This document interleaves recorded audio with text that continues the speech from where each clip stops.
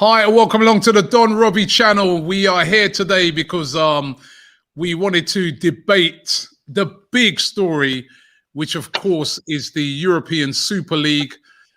If you haven't heard about it, I don't know what country you're in or what planet you're on. It's the big news in football.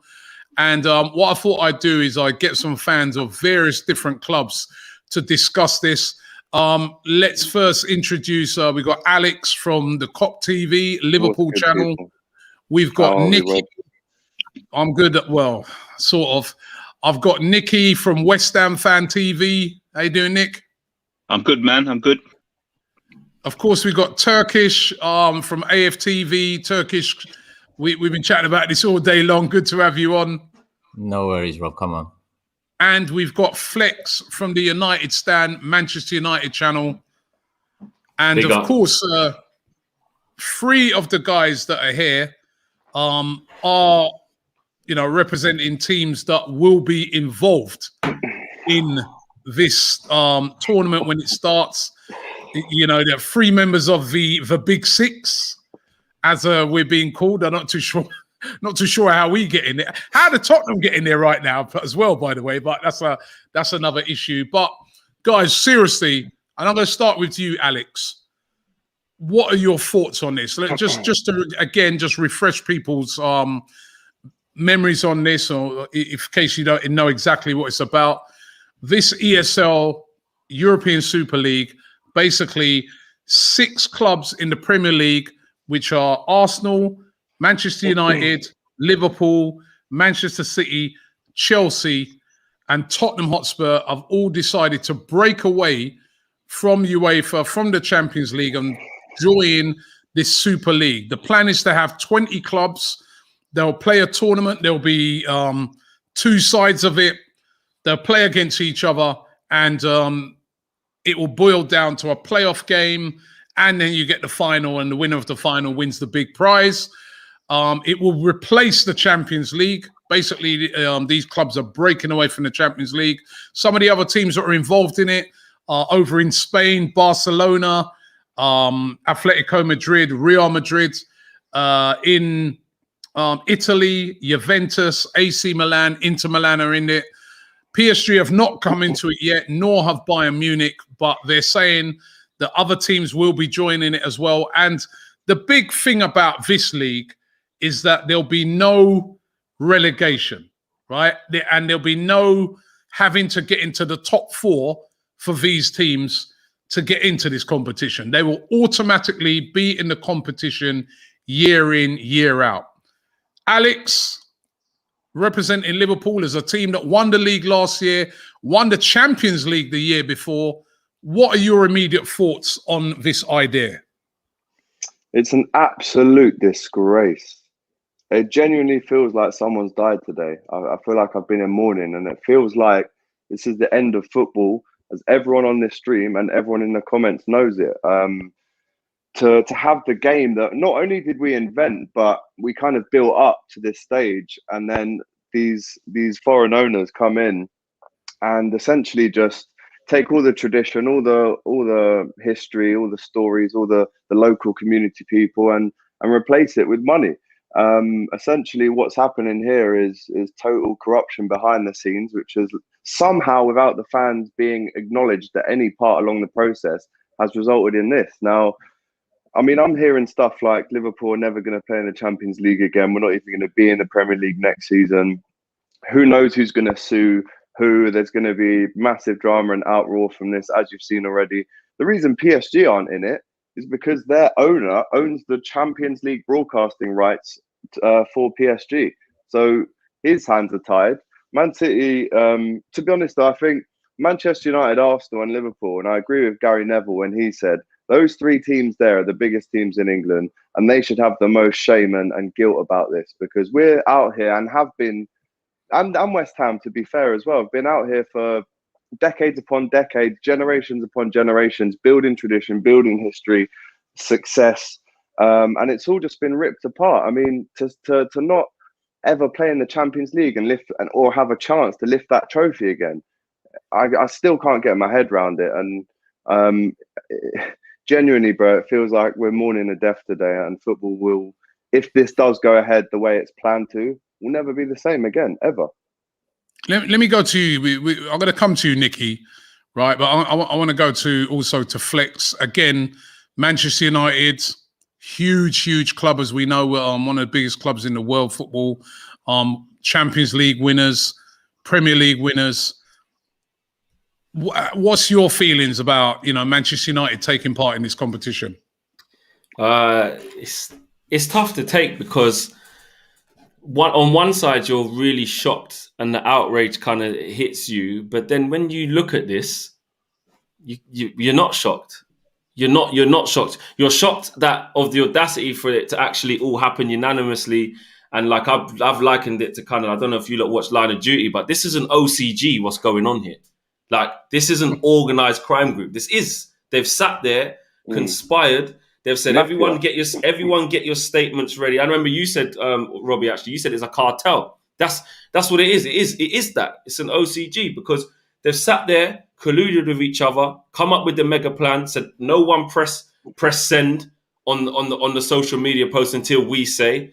Then they're like, right, then what will happen is we then start dropping out of the UEFA framework.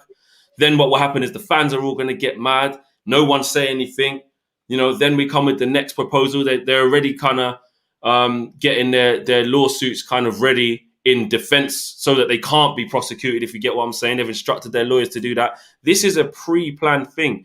And I look at our clubs in particular with Manchester United, Liverpool and Arsenal, and I speak for my team here, to know that we're at the forefront to spearhead this thing. I look at JP Morgan, is it the consortium that's behind this takeover. Ed Woodward used to work for them in 2005, left them, come to Manchester United. Then that same consortium helped the Glazers buy Manchester United, rinse Manchester United dry, and then in 2021 are the spearheads of this farce. And then you look at it and say, Joel Glazer hasn't been to a Manchester United game in about 2 years. He's done one interview in 16 years with the in-house media team to talk to the fans. But all of a sudden now he's got so much to say about the good of football and for the good of this and the good of that. And then when you deep it and you've got the shock and outrage of your team and you're taking it in and you're like, how could this happen? What's it going to look like? Okay, kicked out of this, kicked out of that. And then you're like, hold on a minute. UEFA, the Premier League and FIFA, we ain't done with you. You lot got blood on your hands from ages ago. All that's happened here is a bigger bully's come to town. And the only reason now they can flick switches and kick people out of competitions and ban this player and stop this competition is because it financially hurts them. When we've been trying to get the game back on track from a equality point of view of making it diverse of women and black players and Muslim players and trying to really get this going. But now as soon as it's threatening their pockets, they can bring out any kind of sanction. All these top sanctions that we're saying, like, how could a guy get a 10 game ban for being racist? How does that happen? How does the club get a 50 grand fine and stuff like this?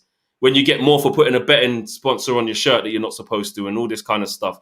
So it's a real bad pill to swallow. I have no idea whether it's going to carry through. Hopefully the government are getting behind it because us as fans, we're hung out to dry. We can protest. We can go and put out banners. We can go and do whatever. But as we know, money talks. And this is all it's about, money. Let me go to Turkish Arsenal fan. Of course, Turkish, a lot of what when Flex is just there describing the Glazers, you could almost say it's been identical with the Kroenkes. Yeah, I was going to ask American owners. This system that they're looking to bring in is very similar to what they have in America, where basically there is no relegation, there is no teams that drop out. You have, say, the NFL, you have your teams. You all play, you have big TV rights money, they all carve it up and everybody gets lots and lots of money and everybody's happy. And now basically the owners of, in particular, the American owners are saying, well, let's do the same with English football. I was going to ask Flex, did he say Joe Glazer or Stan Kroenke? Because as he was describing their situation, it's pretty much the same as ours. They're just a bigger club with more money. You know, that's For real. That's all the difference. That ain't no difference, Turkish. Ain't no difference. Yeah, but Rob, you know, there's that change was bound to come. I think Flex said it. Change was bound to come. We all kind of saw something on the horizon. We all saw, you know, there's a few clubs in this league that see themselves as elite. There's a couple in there that are arrogant. Us being one of them, Rob, Tottenham being the other, to think that they're deserving of this sort of a level of competition. But put that aside for a sec. It's sickening that they can take out the fact that you can't be relegated. Because listen, I'm all for innovation and I'm all for maybe change if it's change for good. But when you put a stipulation or a rule like that in, that just shows you that the people putting that in are protecting their best interests. If your best interests were being ambitious for the good of the club, and I say club loosely now, I might as well start saying company because that's more of what it is. If they were more ambitious, they wouldn't need to worry about that. I look at Roman, I look at Sheikh Mansour. It would have been good to have a Chelsea or City fan on here because I wonder what they think of it, because they're in a situation where they're going to be one of the favourites for that tournament. They're going to win the tournament soon enough, and that tournament is going to become reputable. And all of this talk we had here will become old news, will sound like dinosaurs, and the new generation will love it. That's what's going to happen. Listen, American sports thrives. You know, I've watched American sports throughout my life, and the way it's done, it thrives over there. But we had our system over here, you know, and the fact that American owners can come in and do what they've done speaks loads of people like Boris Johnson, who all of a sudden come out now, you know, people like UEFA, people like the FA of England, Germany, Italy, Spain, and so on. Like Flex said, they're not innocent, you know. This is literally just one richer bully, you know, bullying the lesser rich, but essentially they're all rich. This is just, someone described it as the Hunger Games, and essentially that's what they're playing up there, you know. They're playing with the love that made the club. Because love made every single one of our clubs. Love made the clubs. Arsenal, Liverpool, Man United, West Ham. Love, fans, people made those clubs. Yes, those clubs have become bigger entities, greater entities. And I'm all for that, you know. Whether you're born and raised in London, whether you're born and raised in Liverpool or abroad, you know, you can have a connection with the club. But the core values are they are stripped out. Let's be honest here. They've been stripped out. They've been stripped out, and there's nothing we can do about it now. All we can say is we should have done something a couple of years ago. The ESL is coming. Nothing we can do. But what we need to learn from here is, if they're a cartel, as fans, we might need to become somewhat of a cartel too. Yes, we don't have the money, but we have a voice together. Whether you're Arsenal or whether you're Liverpool, Tottenham, United, West Ham, Chelsea. Listen, they got into bed with each other. Arsenal, Tottenham got into bed with each other. United and Liverpool got into bed with each other. I grew up on those rivalries. Now they're business partners. There's no rivalry no more there. Let's be honest here. They can sell us a rivalry, but it's not a rivalry. It's business. I want to get Nicky in here because Martin here says, I'm happy that Nicky is here. Very interesting view from a West Ham United, Newcastle, Everton fan, etc. Now, Nicky, of course, right? West Ham are having a brilliant season this year, right? And let's just say the league starts next year, right? I think it's still a couple of years off what they're saying, but let's just say it started next year, and West Ham gets into the top 4. Now, you won't be in it. We, Arsenal, who finish down in 8th, 9th, they'll be in it. Liverpool, who could say possibly, let's just say in the scenario, Liverpool finish 5th or 6th, they'll be in it. West Ham, who've had the season of their lives, they'll turn around and even say to you, well, you know what, we're going to have a meeting to see if we invite you in, or you ain't in it. I mean, what's your feelings on it? To be fair, this season, Rob, right, let me make this clear and my feelings on this. This is a preempted attack on a 150-year institution. This league has been built over 150 years. And these 6 clubs have sat together on Zoom calls, because you can't do it, you know, during a pandemic. They've sat together on Zoom calls and decided we're bigger than everyone else. You know, we don't have to, you know, and the ones from Europe, but the ones in England have sat there and said, You know, we're bigger than everyone else. Our histories are bigger than everyone else. We're the ones that deserves. There's no merit in that. That's not a sport anymore. It's a franchise. It's like, you know, it's like building a McDonald's. You don't have to earn a McDonald's. If you've got the money and if you've got the invite, you can go and build one. So it's a preempted attack. I don't know whether you can swear on here, Robbie, but so I'll try and keep it clean. But it's spitting in the faces of 150 years worth of history, 150 years worth of leagues, and it's basically turning around to the likes of West Ham, and it's funny that you got us on there, because if all of a sudden that they decide, you know, the Premier League and UEFA decide, you know, they're out of the competitions and they scrap these big 6 results, we go 9 points clear at the top of the league. I could be watching West Ham take a Premier League if I was, you know. I've dreamt. Listen, I'm not joking. I've dreamt to this day my life. You know, when I watched Leicester, I thought, you know what, I wish that could be us just one year. But the game isn't about glory. The game is about more than glory. It's about passion. It's about loyalty. It's about community. It's about everything. And them 6 clubs have got together in a room, and as you guys said, they got into bed with each other and thought, you know what.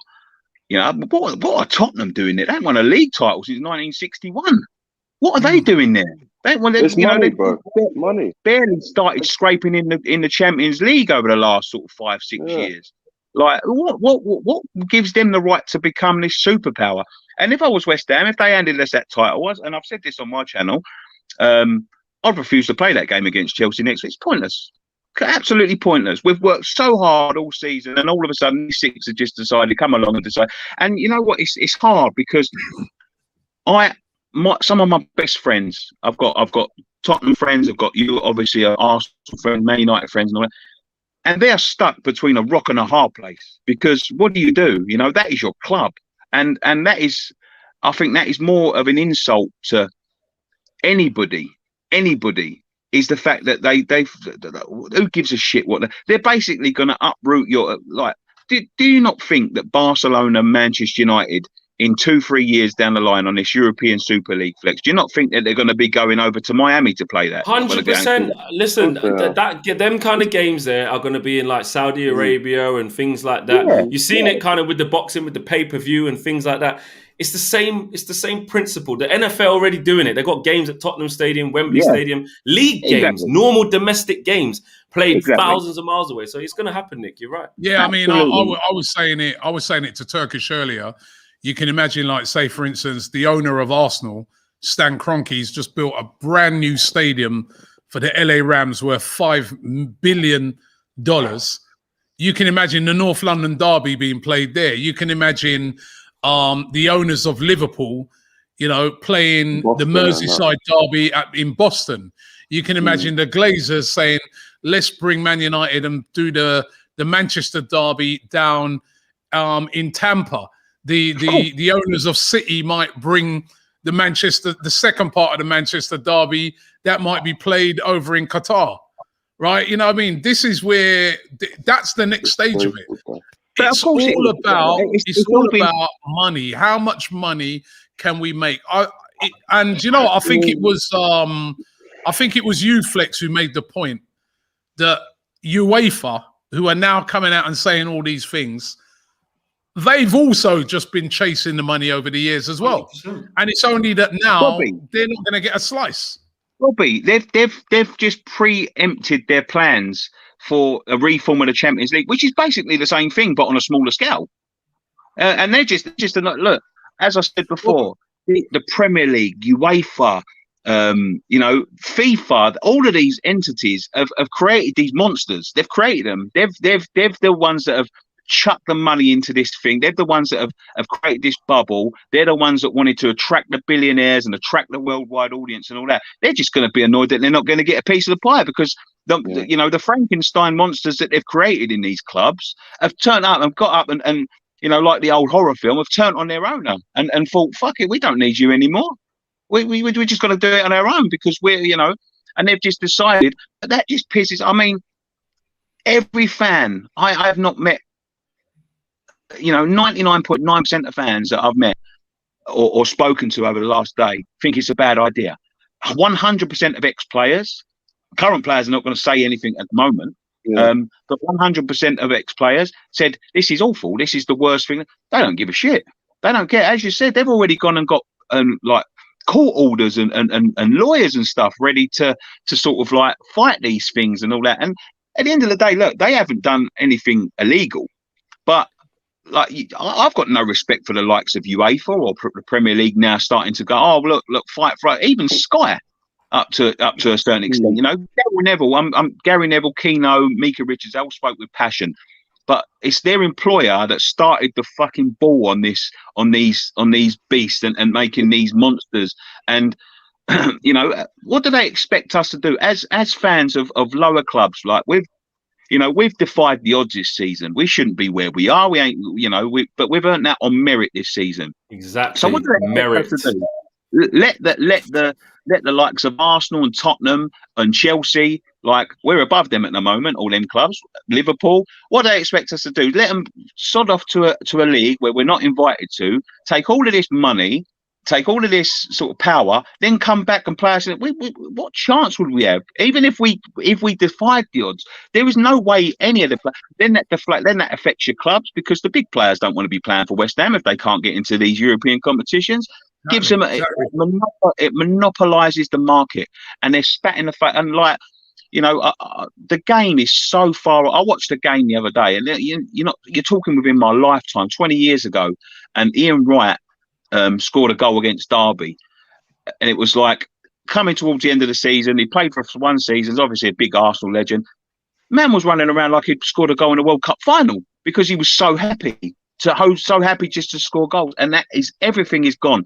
I'm very interested in what the players are going to do, because there's a lot of players there at the moment. Do they support this? You know, do you go away and think to yourself, like, because you've got a big decision to make as players, you know, do you support this? Yep. Do you go away and play with these clubs? Or, do you want to play for your country? You know what I think is even more interesting than that, Nicky, right? Is what the managers are going to say. Now, the one that's, I think I'm really interested to hear what he's going to say. And it's very difficult for these managers and players, let's be real right now, because these people are their employers. Right now, what is Jurgen Klopp going to say, Alex? You know, we know that Jurgen Klopp is a real guy that is really close to fans. We know that Liverpool, one of the things as football fans from the outside looking in, we always kind of look to Liverpool and say, Liverpool fans, one thing about those guys, don't take no crap. I remember when your owners first came in at your club, the first thing they tried to do was put the prices up. Remember when you got that new stand built? Yeah, enough is enough. And I really admired the way the Liverpool fans said sorry, and they all walked out. And that sent a message to those owners that, hey, listen, these fans ain't just going to get walked over. They ain't just going to come in here and start raising up prices, etc. But now Liverpool are one of the teams that are involved in this. Jurgen Klopp is going to get asked about this. What do you think is going to be his reaction? Well, he's already in 2019 said he hopes it won't happen. So you already know his standpoint. But do you know what? This could be the end for Klopp. I hate to say it, but he could easily walk over this. I mean, he didn't sign up for this. He didn't have any say in this. And the worst thing is whilst we've been trying at least to the best we can to celebrate our first league in 30 years, John Henry's upstairs signing 23-year deals, without anyone's acceptance. And, you know, it's hard to really enjoy this last year being champions, because no fans. And also when there's deals being signed like that behind your back, I mean, this is definitely a planned thing. It is like we're moving like a mafia. But Liverpool and Manchester United especially, we're known as, you know, very good, honest, hardworking socialist clubs, right? And Liverpool always go on about the Holy Trinity, the fans, the player and the manager all being in sync. They've just done that to whatever we stand for. You never walk alone. I can't sing that anymore. It doesn't mean the same anymore, bro. This is breaking my heart. Like, you know, and the Holy Trinity has been ripped apart. You know, we're all as bad as each other. Neville said what he said, which was fair play. But then today he's been singling out Liverpool a lot. And I think to be honest, you know, we're all as bad as each other in this. We're all 100%. look how depressed we all are everyone's right as now, bad bro. as each None other. of us wants this to happen. Do you think we want to be in this Super League? There's no chance, and you know, it just goes against everything that we've built up over the last 130 years as a club. But and let me just say, before I have to go in a second, Rob. So I just want to say one thing, and I do not think that hope is all lost, because as lower league sort of you know, people not involved in this, we stand with you all, because they're ripping your clubs away from you now. You know, they're ripping everything away from you.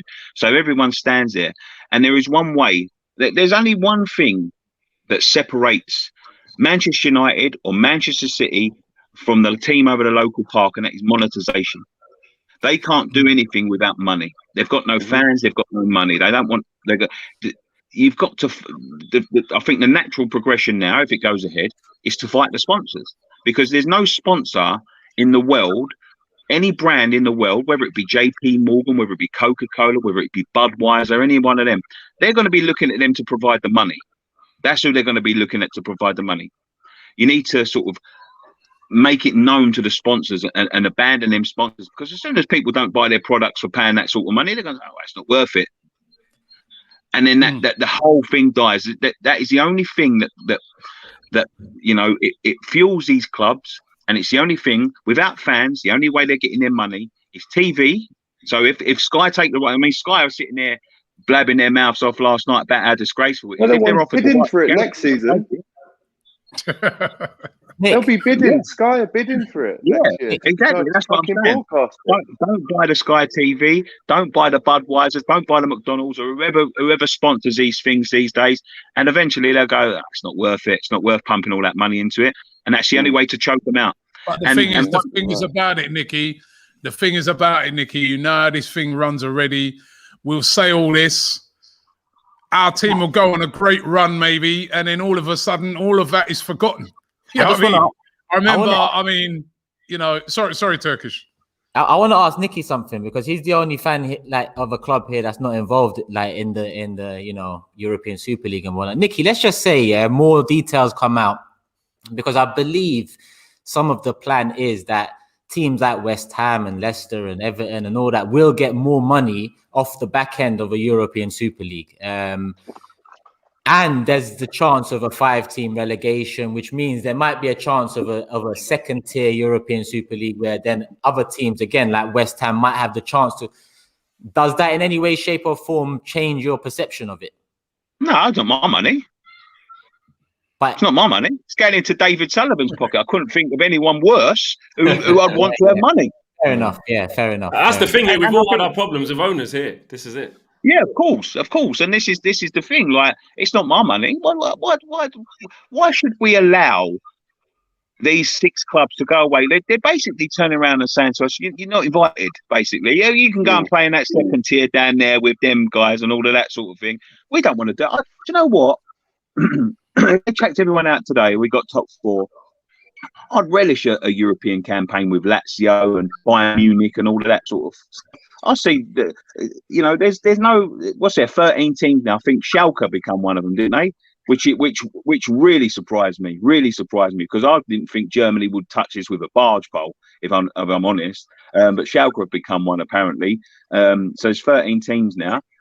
I've seen them 6 of them 13 week in, week out. I don't need to go and see them anymore. I've seen us get battered by them. I've seen us beat them, you know. But to turn around and yeah, go on. Sorry, mate. Is the biggest gripe from this, the fact of no relegation and all of that protection that these clubs get? Let's say that is that the main gripe we're having, because it's monopolization. It's monopolization. There's nothing else to it. They're securing their money, and basically they're chucking us a little bit of scrap on the side. I'm not interested.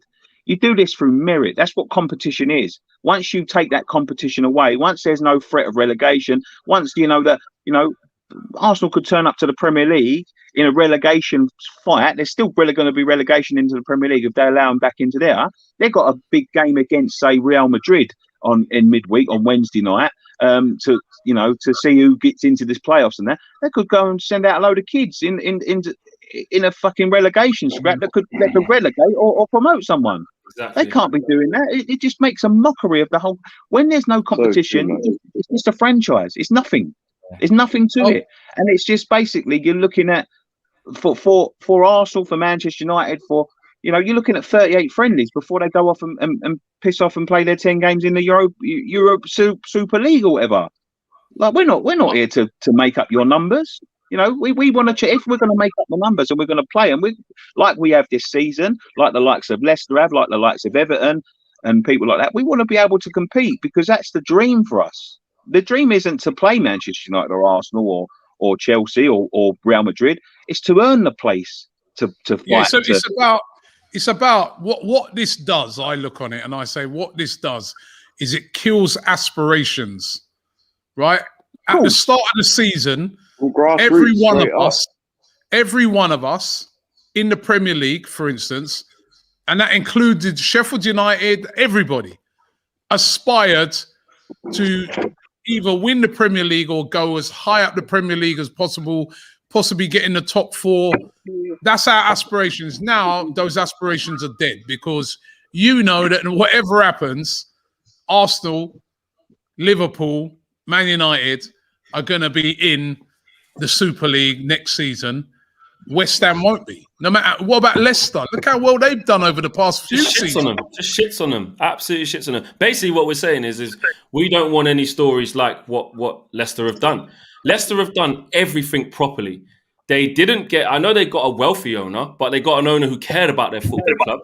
God rest his soul. And he left a great foundation for that football club. Built a new training complex off of the money that we gave them for Harry Maguire, to be fair, but they're a very well run club, and they've done. No one knew who Riyad Mahrez was before when they won that league. No one knew who Kante was really like.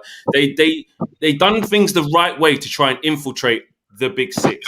West Ham have done things. Yes, they've had problems with owners and stuff like that, but they got their shit together this season, and they done things the right way to be able to compete. People want to talk about fans ain't there and all this. Doesn't matter what. It doesn't matter about any of that. They done things the right, honest way to get where they are. And us, as the Big Six, or the people that run our clubs, because it isn't us fans who think this, are saying Aston Villa, another one, are saying, so what? Just in one decision, wiping out, like Nick said, these clubs' dreams. In one decision, gone, bang, gone, just like that. And I think it's a disgrace, and it makes. I'm embarrassed. I'm embarrassed as well because I actually really feel it for smaller clubs. Because you know why? There are people who support Man United and Liverpool and stuff like that who are from the local area, and you might get bantered as well, like being a Southerner supporting such a big club. And you always stand up for it. You always say, "Listen, man, long distance relationship. You can't help who you fall in love with. You give it. You know what I mean? It's your club." But when you see why local fans of local teams have always said, I stick by my local club. I know there's Arsenal fans who are low. I get it. But what I'm saying is that core group of like supporting something we're not supporting for it because of the size and what it's won and the money. It's the love, the community. We don't care whether it's MK Dons. We don't care whether it's, Preston North End. We don't care whether it's Accrington Stanley, whether it's Huddersfield, whether it's Watford, whatever. Those fans have always said about the big clubs are always doing this, and us with our big club kind of biases have always kind of just forgot how easy we had it. And now, at least those smaller clubs have their morals. At least they have that to fall back on. Do you know what I'm saying? What do we have now? What do we have? Shame on us. That's how I feel. But I've got to shoot, Rob. I've got to shoot. I'm gonna. Thanks very much. Thanks very much, Flex. Thanks very much as well to you as well, Nikki. For coming on. Really, really appreciate it. Thank you very much, guys. Cool. Thank you. Nice to see you, guys. Nice to see you. Thanks for having us on. Thank you very much. Wow, guys, they really spoke with a lot of passion, especially, hearing Nikki speak there. I feel guilty, and it ain't even me. It's not our decision, and we feel guilty. I felt embarrassed. That's why I asked Nick those questions, because obviously Nick being a West Ham fan on the other side of the fence in terms of all this European Super League, this is a battle for us fans together, like I said earlier. And we're going to need the West Ham, Leicester, Everton, Aston Villa, Forest, and so on. We're going to need those fans as much as we're going to have to, unify together with Liverpool, with Tottenham, because we need the fans to be unified in this. To have any sort of impact, I believe it's done and dusted in terms of it coming in. It's going to come in. But I think that the main thing is it's not the European Super League that's a problem. It's the stipulation that you can't be relegated and it's not giving other teams a chance. That is the biggest problem here. It needs to come in a way that's revamped, that eliminates that, because that is too much protection, and that leads us fans to believe there's no ambition there. It's strictly for money. Strictly. And we can understand it. A lot of it is for money. We've seen it go that way for years. At the end of the day, Rob, Alex, how many players now play for the love of football and show loyalty? It's completely the opposite now. They changed that potentially for something like this, because if you're not playing for the love of it anymore and you don't show loyalty, then right now, I don't care what the players think. You show players a bit more pounds on the end of their paycheck every week, they're going to run along with the idea too. Herrera's come out, Fernandez has come out, but they're gonna get down with it, because they're gonna have to get down with it, and they're gonna be paid nicely to do it. You know what? I think the players in a very difficult position, because it's their job, isn't it? And if the format is changing, I've heard people saying that players should walk away. Come on, let's be real. No player's going to walk away. I don't think no manager's going to walk away. This is the new format that's going to come in. And I think the point that Flex made earlier about, UEFA and that not being innocent in this as well. Remember, this has come about because these big clubs have basically turned on UEFA and have said to UEFA, listen, we want guarantees that we're in this every single season. The one good thing UEFA have done is they've said, well, no, sorry, we're not going to give you those guarantees. And then they basically then turn around and said, right, we're going to go it alone. This format that UEFA come up with today is something they've been negotiating with these big clubs for weeks and months and months. But the big clubs now, basically, and that's why I kind of agree with Turkish when he says it is going to happen. For people who think this is just a bluff, they knew that this was going to get a bad reaction. They have calculated all of it, and they're still going for it. Bro, did you see the report on Sky Sports News earlier? He said he's been speaking to a board member at one of the top 6 English clubs, and he said directly that the American owners, and I quote, aren't bothered really about the bad PR, and their main focus is profit and revenue and getting rid of legacy fans, introducing future fans, and basically they don't understand relegation, so they're going to, instead of negotiating and changing for good, they've gone, fuck it, we'll just Americanize it. So no relegation, we'll have draft picks soon, everyone's playing out there in America. And it's basically just become an American sport now. And it's just a disgrace, man. There's not more to say on it, is there? Really, it's just we need to do something about it, man. Did you two see? I think was it the UEFA? I don't know if it was the UEFA president, but someone from UEFA came out and said, just recently they was with Woodward discussing the reform of the Champions League, where Woodward seemed pleased with the changes and he okayed it. With all of this going on, that shows the characters we're dealing with. The characters. Yeah, Scum, yeah, you know what the thing is about this whole thing, right? Is Ivan Gazidis, of course, he used to be at Arsenal, now at AC Milan. He was part of the negotiating on behalf of UEFA, as was the guy from Juventus. And then they both then turned around. Yeah. Imagine they're getting all that information. And they both now turned around, and their teams are now joining this new 6. Robbie, that guy you're talking about, his daughter, the guy's granddaughter too. So they're like family as well, and they're out here calling each other snakes and rats and all this. It's all crazy, man. I just feel like these decisions have been made without the number one person that they should have consulted, and that's the fans. Obviously, we would have boycotted it.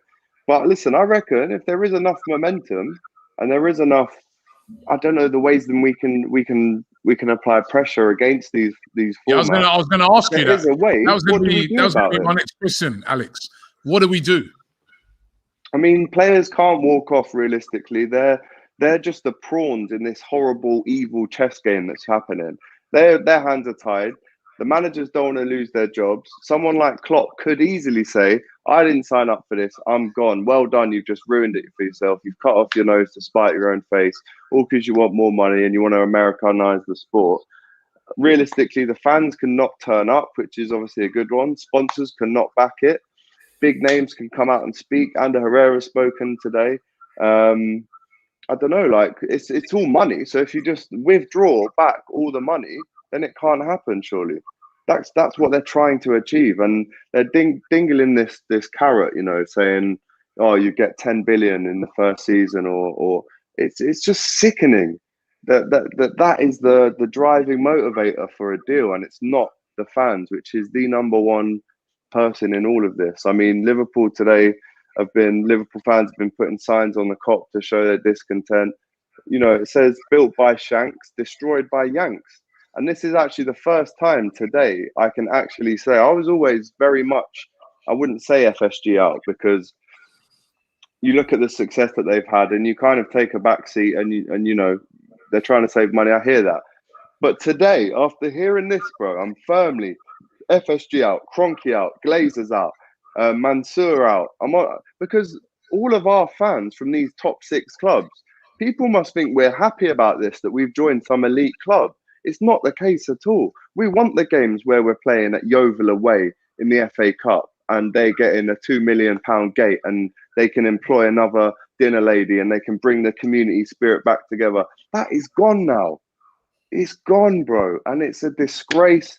It's just so sad, bro. And unfortunately, I have to go as well now. But I just wanted to put that out there and yeah, say what I needed to say. Thanks. You know what, Turkish, I want to give you the last word on it. What do you think? How do we go about protesting this? You know what, I think, like, I'm resigned to the fact it's coming. It's coming. It's very damaging, and I think we've lost a big chunk of, you know, our clubs, whether it's Liverpool for Alex or Arsenal for us. But what I do think we can do is wrestle some power back. I mentioned it to you before, Rob, a fans union, yeah, where somehow, listen, this is just a thought in progress, but somehow fans of Liverpool, Arsenal, Tottenham, United, Chelsea, City, Juve, Real, West Ham, Leicester, Everton are all part of one union where they're all signed up to the same message. And that message might not necessarily have to be every day, but it might not be to go to a certain game. And worldwide, all fans get that message. Don't go to this game. And wherever that game is, no one goes. It's going to take a lot of discipline. It's going to take a lot of planning. Like I said, it's a thought in progress. But I think then you can wrestle some of the power away. Is it too little, too late? Probably. But as fans, we can't just drop football and say, you know what? Like, move on to a next one. We can't do that. So we're still going to be invested in some way, shape or form, whether the love of it is gone or not. So all we can do is get together. Me and you will talk, Rob, and Alex will talk, and I'll talk to other fan channels, other platforms, other blogs, vlogs. All of these people that have a platform can help create one platform for football fans. One platform where you send out one message, it's one voice, and a disciplined reaction to it. It's going to be a long time coming, but I think if we can do something, that's potentially a way or avenue to do it. All right. Well, Turkish, thank you very much. Thank you very much to you, Alex. Also to Flex, who was on earlier, Man United, Nikki from West Ham Fan TV. Really appreciate you guys coming on. To everybody who participated as well, all you guys out there who participated in this debate, thank you very much. Don't forget to subscribe here to the Don Robbie channel. We will continue on this issue this week, I can assure you. But yeah, it's a horrible day. Horrible day at the moment for football, but it's not over yet.